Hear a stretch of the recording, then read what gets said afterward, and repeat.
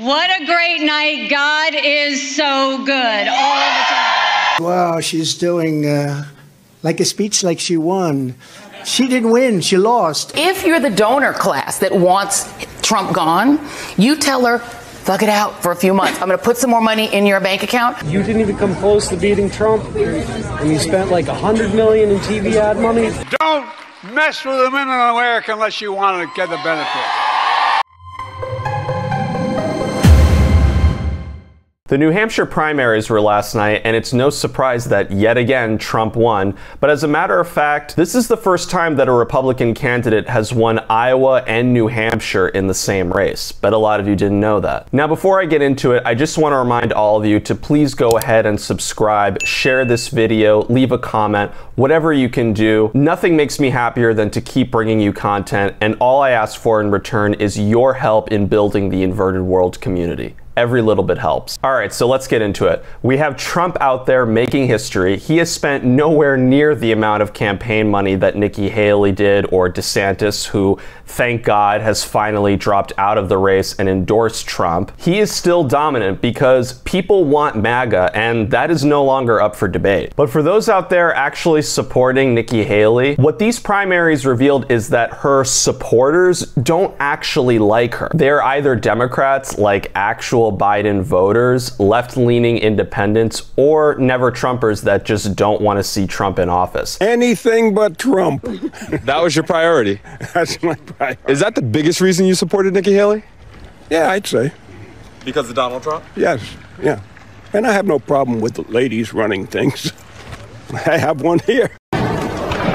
Okay. That's basically all there is to it when it comes to her support base. And you're not going to get very far in a presidential race without the raving support like the way Trump does. The last time I saw that was possible with a candidate other than Trump was Bernie Sanders, and we all know how he got screwed over, right? The only reason Haley is sticking it out, even though she has no realistic path to victory, is because her donors will keep funding her all the way to the RNC convention if she can make it. And what this will do strategically is to drain the Trump campaign of funds and resources so that Trump spends more time and energy campaigning against her rather than Biden in the general election. Now, Joy Reid and the liberal media, who seem to be the only ones actually rooting for Nikki Haley, admitted to this last night. Check it out. Now, I'm not saying she could actually get it. Yeah. But if you're the donor class that wants Trump gone, you tell her, thug it out for a few months. I'm going to put some more money in your bank account, because if he gets convicted, you do want to have a candidate with enough delegates to go that can be on the floor and have a floor fight with Donald Trump. The thing, though, with Nikki Haley saying I'm not getting out yet means the Trump campaign cannot turn to the general election. They have got to spend however long she is going to be in this race. I'm not sure people are really confident that it will be until South Carolina, her home state, which is in several weeks from now. It's a very long stretch of period. It is a real question on what donors are going to do, but it would cause the Trump campaign to still have to keep their attention and their resources on this primary race. Now, I mentioned in my Iowa caucuses video that a lot of Haley's funding is coming from Democrats. We're raising a tremendous amount of money. Believe it or not, a number of it coming from Democrats. This campaign that has no prospect of victory, but is just designed to hinder Trump. She only got 19% of the vote in Iowa, comes out with this delusional speech about being in second place when she was really in third. Tonight, Iowa made this Republican primary a two-person race. And she was more competitive this time around in New Hampshire when she got a little more than half the delegates that Trump had. Maybe that's why she won't put that money towards a cause where it's actually needed. Can I ask you just like a tiny question? Yeah. Do you think it's responsible for politicians to spend like $100 million in Iowa on TV ads, which go to mainly news stations that have lied to us for years, when there's homeless veterans out there that could use that money, when you didn't even come close to beating Trump, and you spent like $100 million in TV ad money? Do you know my husband's a veteran? That's fine, but I'm just saying, I'm asking you... do you know that when the media doesn't tell the truth, the whole reason you put commercials on is to tell the truth, because the media doesn't? My point is, you're not going to beat Trump, and all of the money you're wasting could go to better causes. I appreciate that would make the Republican Party actually look better. You know what? Last I saw, it was a democracy. So we're going to keep working for a good democracy. We're going to work for free him, but thank you for your service. There is definitely a plan that the establishment has to prop up Nikki Haley. This gimmick of a campaign combined with the various witch hunt trials and all the legal crap that Trump has to deal with, they are hoping that it'll be enough to drain Trump of funds and resources, monopolize his time, and make his campaign as difficult as possible. But we know for a fact that Trump will always be prepared for whatever comes his way. Knowing his past, campaigning against someone is just another walk in the park. And it's only going to continue humiliating Nikki Haley. But you know what? We've got a lot on the line here. We really do. And you look at what's happening in this election. Yes. Are you going to vote for me?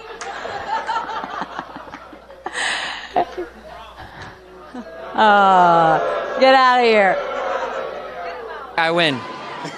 Everybody go home. She'll get blown out of the water in her own home state of South Carolina, and despite that humiliation, Democrats will still find a way to keep her afloat. Vivek Ramaswamy, who has really joined forces with Trump now, has actually spoken about Nikki Haley's devious strategies quite a bit. What we saw tonight is America first defeating America last. If you want America last, you can go to Joe Biden. You got another candidate still apparently in the Republican primary. Cut your Social Security to fork over more money to Ukraine so some kleptocrat can buy a bigger house. Go to Nikki Haley. What we see right now with her continuing in this race is the ugly underbelly of American politics, where the mega donors are trying to do one thing when we the people say another. And it's up to us, to we the people, to at long last say, hell no. We the people create a government that is accountable to us, and we the people have said tonight we want, again, as we did in Iowa, Donald J. Trump. And so you want to actually speak truth. That's the truth tonight. And the only thing they're rooting for is an ugly thing that we don't want to see happen. That's what these people are rooting for, is playing to say long enough so the Reid Hoffmans and the ugly Democratic George Soros Jr.'s who are funding the lawsuits against Trump can prop up their puppet. We say no to that vision. I say the general election begins tonight, and this man will win it in a landslide. A lot in the establishment want to see Donald Trump eliminated from competition, eliminated from contention. They see what's happening with the ballot removals. They see what's happening with the Supreme Court reviewing the Colorado decision. Wait to see how that plays out, is the way these people think. Maybe eliminate him via the prosecutions. And so this is a sinister game where many of the people who are paying for those lawsuits against Donald Trump are among the biggest donors to Nikki Haley and her super PACs. And so it's not just that she's sticking around. She's sticking around for very specifically the reality that they want to force, that Donald Trump should get out of this race by force. And I think that that's dead wrong, and I think it's dangerous for the future of our country, which is why I believe it is vital that this primary de facto end tonight decisively with a show of force, which is what I'm trying to do and bring here, and what I think this country needs. Man, you gotta love Vivek. Now, just to change gears a little bit, I don't even have to tell you how much I can't bear to listen to Biden for more than 5 seconds, which is why I rarely discuss him on this channel. I have to show you this embarrassing clip, and by embarrassment, I mean just Biden acting his normal self. I think this got more attention than anything else during the primaries, and rightfully so. We'll teach Donald Trump a valuable lesson. Don't mess with the women in America unless you want to get the benefit. What? Mess with the women in America, the women in America, the women in America. I think he's trying to say women of America, but I'm not even going to try to make sense of that right now, because that really doesn't surprise me that much. I can actually expect something like that from Biden. But what really gets me is the audience, the crowd in the background cheering him on before he even finishes his sentence. How do you cheer somebody on that you can't even understand? I mean, is this even real? Like, serious question. I don't think this is even real. If you look closely, it actually looks like he's in front of a green screen. Surprisingly enough, even though he wasn't on the ballot, Joe Biden won the Democratic Party in New Hampshire as a write-in candidate. I guess you don't have to do much other than be the incumbent, but maybe there was someone who outperformed and it just went unnoticed. Because there managed to be one Democrat from the primaries that I have a lot of respect for now, and that is Dean Phillips from Minnesota. Didn't even know he was running, but he said more in this 1-minute 2-minute clip to unify Americans than Joe Biden has done in his entire presidency. We have a crisis of participation. And I got to tell you guys, I went to a Donald Trump rally a couple nights ago. Never been to one. I had an event across the street. I saw the line of people waiting in the cold for hours. And I thought, what the heck? You know, I'm going to be a leader who actually invites people, doesn't condemn them. Met probably 50 Trump people waiting in line. Every single one of them, thoughtful, hospitable, friendly. All of them so frustrated that they feel nobody's listening to them but Donald Trump. A diverse crowd, people who had never been to a Trump event before. My party is completely delusional right now. My party is completely delusional right now. How dare you? I just want to say hi and thank you. You've been so kind and hospitable, and I want to thank you. May God help whoever God wants to place in charge of this wonderful country. I'm from Portugal, but I love this country with a passion more than many born in this country, because I know what freedom costs. I'm so better than anything. I came here over 55 years ago, but I love this nation more than many Americans. I just turned 55 years old 2 days ago. See? It's all meant to be. Instead of demonizing Trump supporters the way the left does constantly, he actually believes in welcoming them. My party is completely delusional right now. Wow, you don't see that every day.